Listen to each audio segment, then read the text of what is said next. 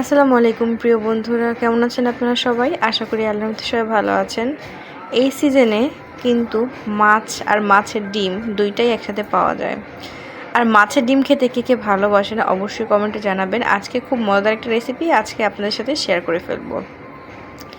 এখানে শিং মাছের ডিম দেখতে পাচ্ছেন। এখানে শিং মাছের ডিম আর কই মাছের ডিম মিলে সুন্দর একটা রেসিপি শেয়ার করব। আশা করব আপনাদের কাছে ভিডিওটা ভালো লাগবে।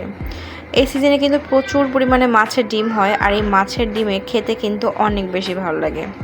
তো বন্ধুরা চলুন দেখিনি। এই পর্যায়ে এসে বন্ধুরা আমার মাছের ডিমগুলোকে আলাদা করে রাখবো। দেখো মাছের ডিমগুলো দেখে বোঝা যাচ্ছে কতটা টাটকা।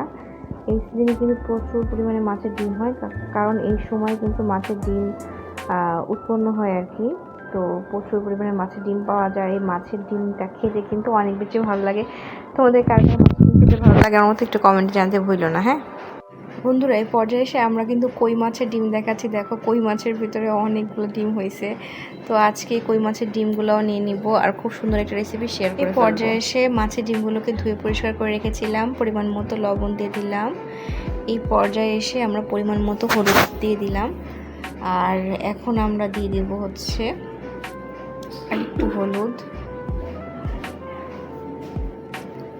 এই পর্যায়ে এসে আমরা একটু শুকনো মরিচের গুঁড়া দিয়ে দেবো অল্প কিছু পরিমাণ। এতে কী হবে, একটু ঝাল ঝাল হবে। পেঁয়াজ কাঁচামরিচ দিলেও কিন্তু অনেক বেশি ভালো লাগে, চাইলে তোমরা সেটাও অ্যাড করে নিতে পারো। এই পর্যায়ে একটু ভালো করে মাখিয়ে নিচ্ছি। দেখো বন্ধুরা, এভাবে ভালো করে একটু নেড়ে চেড়ে মাখিয়ে নিচ্ছি, খেতে কিন্তু অনেক বেশি ভালো লাগে। দেখো এইভাবে আমরা ভালো করে মাখিয়ে নিচ্ছি। মাছের ডিমে রয়েছে প্রচুর পরিমাণে ওমেগা ও ভিটামিন, যা আমাদের স্বাস্থ্যের জন্য কিন্তু অনেক বেশি উপকারী। বন্ধুরা এই পর্যায়ে সে চুলায় বেশ খানিকটা তেল গরম করে নিলাম আমরা। তেলটাকে খুব ভালো করে গরম করে এখন কিন্তু আমরা মাছের ডিমগুলোকে ভেজে নিব। এভাবে কিন্তু খুব সহজে মুচমুচে করে মাছের ডিম ভাজি খেতে কিন্তু অনেক বেশি ভালো লাগে। কার কার আমার মতো মাছের ডিম ভাজি খেতে ভালো লাগে একটু কমেন্টে জানিও। খুব সহজে কিন্তু রেসিপিটা তৈরি করা যায় আর খেতে কিন্তু অনেক বেশি ভালো লাগে। এখানে আমরা একটু লাল লাল করে ভেজে তুলে নিব, আর গরম ভাতের সাথে কিন্তু খেতে অনেক বেশি ভালো লাগে।